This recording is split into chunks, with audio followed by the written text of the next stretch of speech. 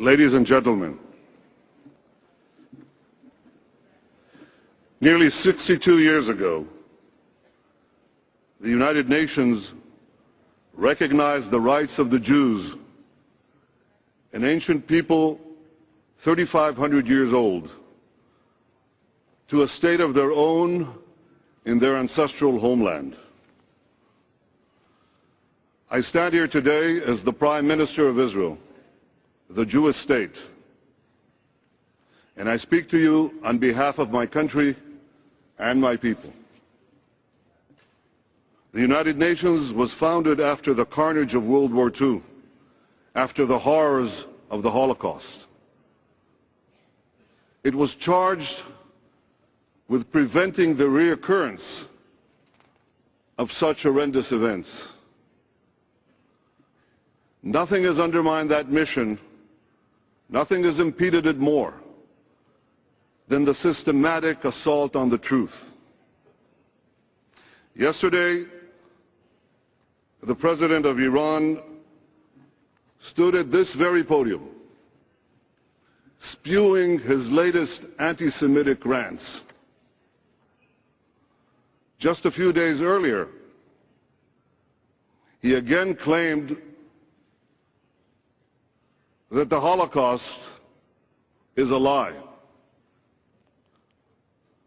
Last month, I went to a villa in a suburb of Berlin called Wannsee. There, on January 20th, 1942, after a hearty meal, senior Nazi officials met and decided to exterminate my people.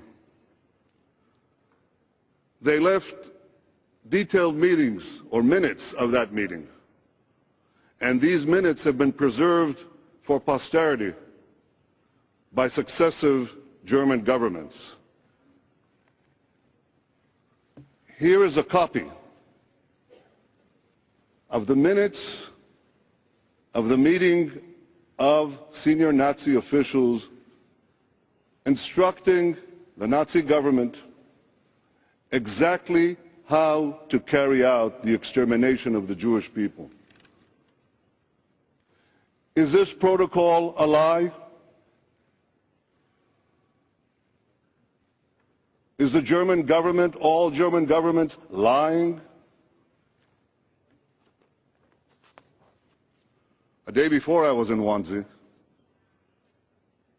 I was given in Berlin the original construction plans for the Auschwitz-Birkenau concentration camp. These plans of the Auschwitz-Birkenau concentration plans I now hold in my hand.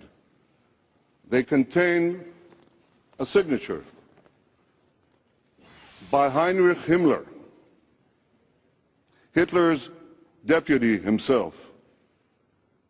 Are these plans of the Auschwitz-Birkenau concentration camp where 1 million Jews were murdered? Are they a lie too?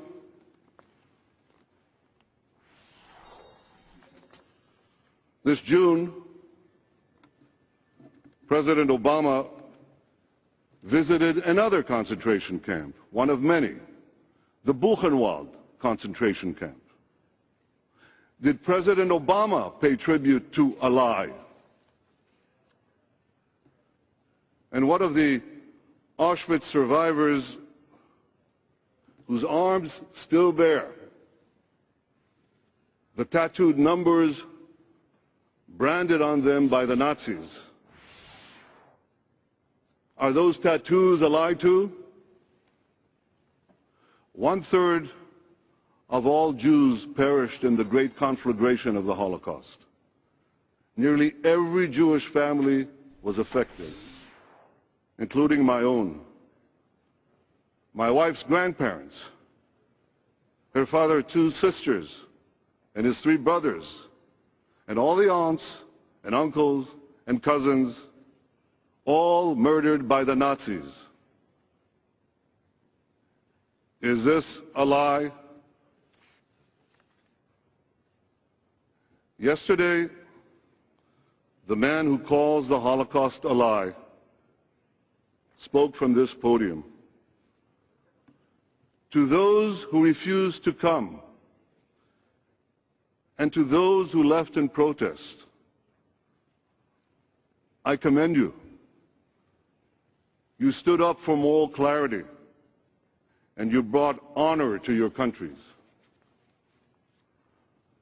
But to those who gave this Holocaust denier a hearing, I say on behalf of my people, the Jewish people, and decent people everywhere, have you no shame?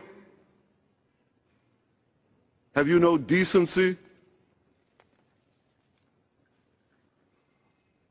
A mere 6 decades after the Holocaust, you give legitimacy to a man who denies the murder of 6 million Jews while promising to wipe out the state of Israel, the state of the Jews? What a disgrace. What a mockery of the Charter of the United Nations. Now, perhaps some of you think that this man and his odious regime, perhaps they threaten only the Jews. Well, if you think that, you're wrong. Dead wrong. History has shown us time and time again that what starts with attacks on the Jews eventually ends up engulfing many, many others. For this Iranian regime is fueled by an extreme fundamentalism that burst onto the world scene 3 decades ago after lying dormant for centuries. In the past 30 years, this fanaticism has swept across the globe with a murderous violence that knows no bounds and with a cold-blooded impartiality in the choice of its victims. It has callously slaughtered Muslims and Christians, Jews and Hindus, and many others. Though it is comprised of different offshoots, the adherents of this unforgiving creed seek to return humanity to medieval times. Wherever they can, they impose a backward, regimented society where women, minorities, gays, or anyone else deemed not to be a true believer is brutally subjugated. The struggle against this fanaticism does not pit faith against faith, nor civilization against civilization. It pits civilization against barbarism, the 21st century against the 9th century, those who sanctify life against those who glorify death.